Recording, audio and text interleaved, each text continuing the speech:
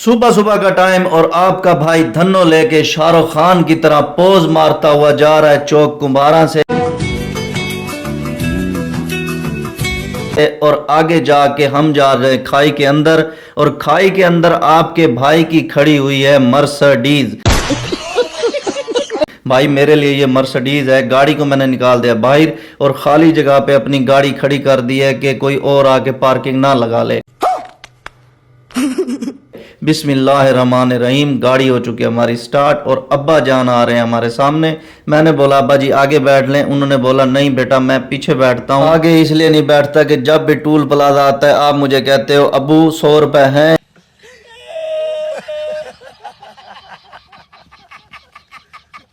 कोई बात नहीं, ऐसे बड़े बड़े शहरों में छोटी छोटी बेइज्जतियां होती रहती हैं।